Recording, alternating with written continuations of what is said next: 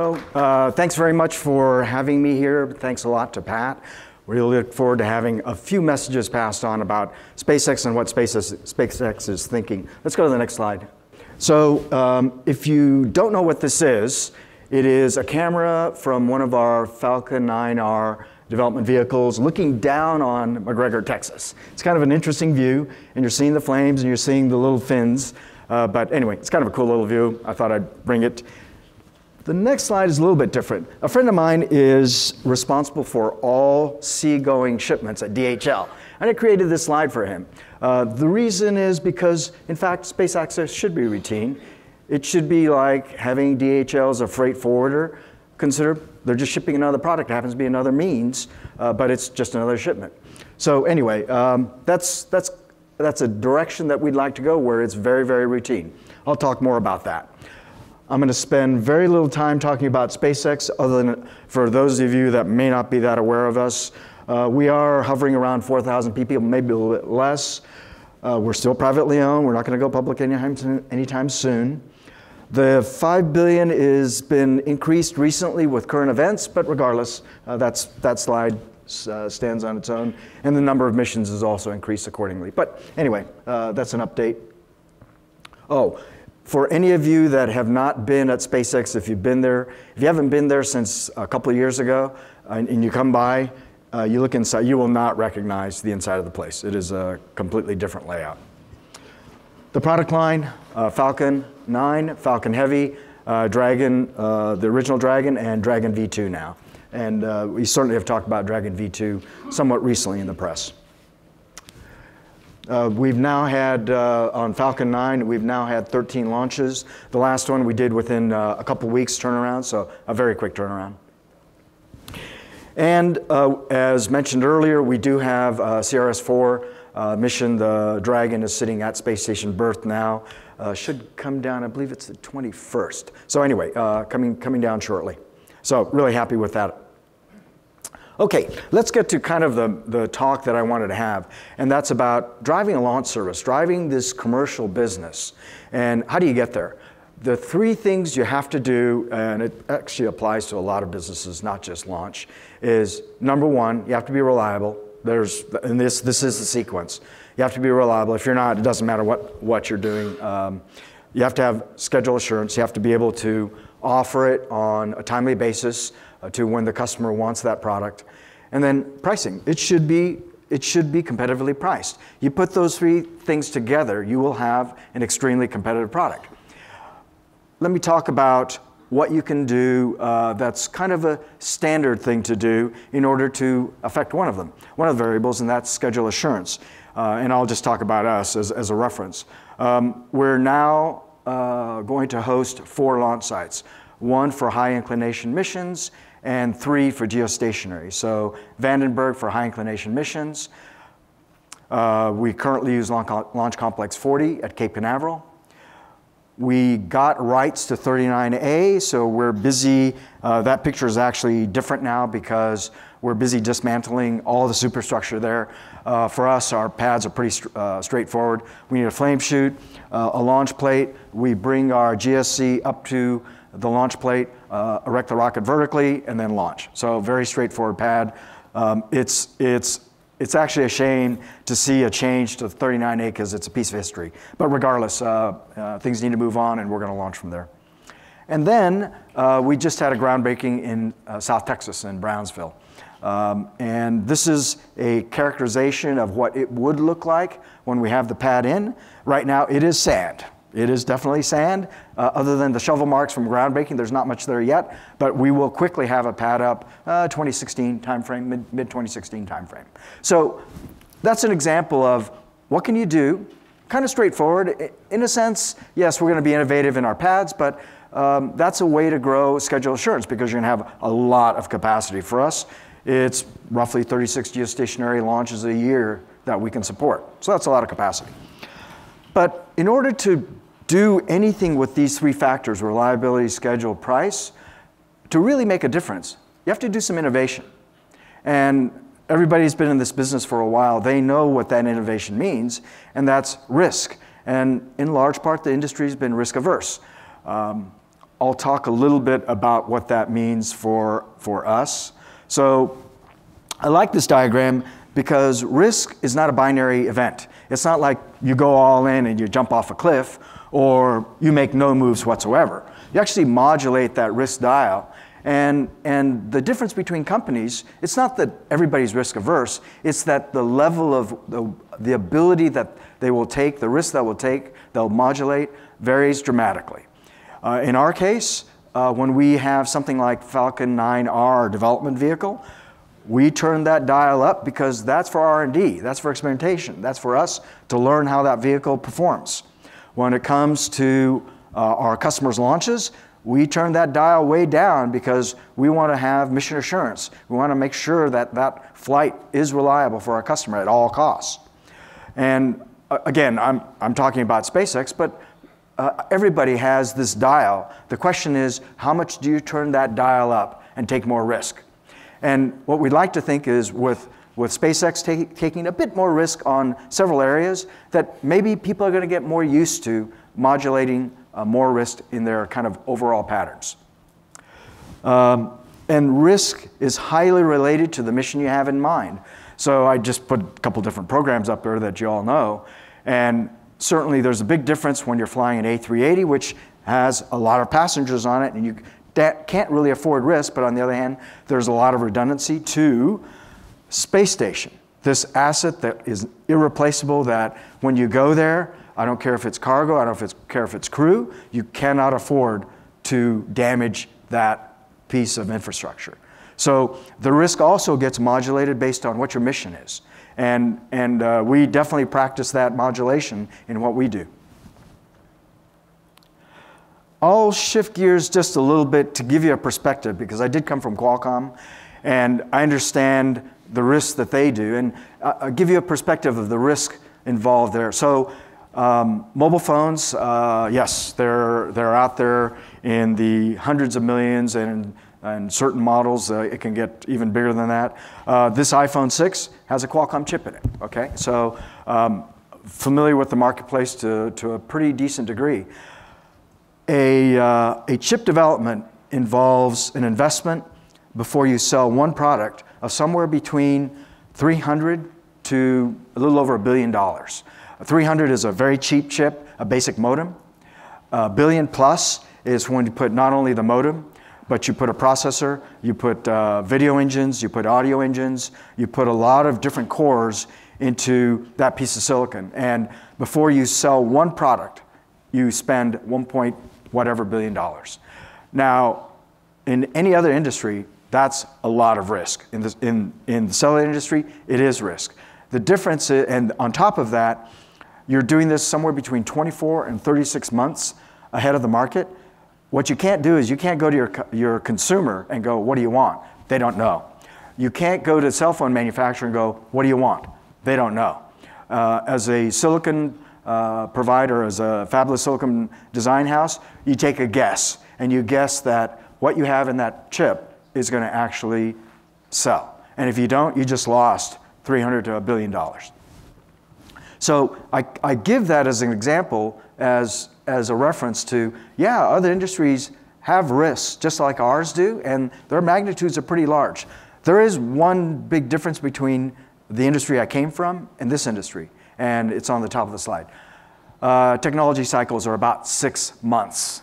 So that means after 6 months, whatever video cores you have, whatever modem cores you have, processor cores, you better revamp them because they're old now. And our industry doesn't have that challenge. And that's actually a big advantage we have in being able to control technology cycles and do investments in risks, whereas in other industries, in other tech areas, you don't have that advantage. By the way, Clay, tremendous minds think alike. So I put this up because what is good in our industry is there are people taking risks, and that's great to see. On top of that, the banks, the investors, the VCs are taking risks in our industry. And certainly from where I came from, without that funding source, innovation can come, new products can come. So that engine is starting in our industry. That's a really positive sign. And I'll talk a little bit about SpaceX and the kind of risks that we take. And I started this theme with reliability, schedule assurance, pricing. The things they're doing is we're trying to address those areas with innovation, with new things that will allow us to get beyond just kind of the linear ways of reducing costs, of getting better schedule, of getting better reliability by leapfrogging with innovation. F9R is the development vehicle. You're all very familiar with it, and it is the way that we innovate in a laboratory to understand what we want to do next. You see this vehicle here. It's actually CRS-3, and it has legs on it that were folded out on the prior slide, but we're putting legs on flight vehicles. So we're proving that what we're doing in the lab will work in the real world. As it turns out, this vehicle, we did land vertically over the Atlantic. We're not quite allowed to land on land just yet, but we've proven that we can land vertically on a body of water. So we're taking what we know in the lab and we're proving it with flight vehicles and still being safe and assuring our customers that we're going to be reliable.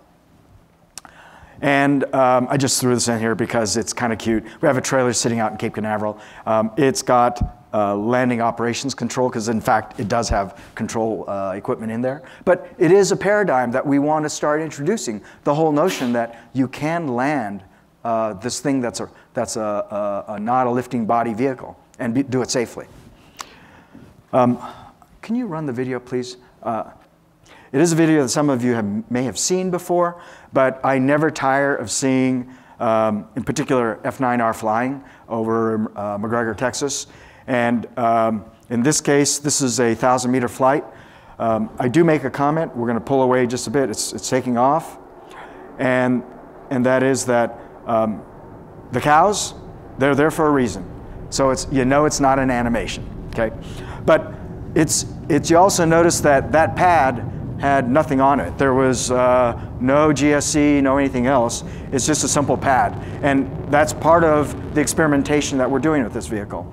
Winds aloft somewhere ranges from 10 to 40 miles an hour. So this thing's completely autonomous. And what are we doing? We're innovating how reliable software works, because this thing is guiding itself the whole time. There's no humans involved. No human could possibly control this thing fast enough.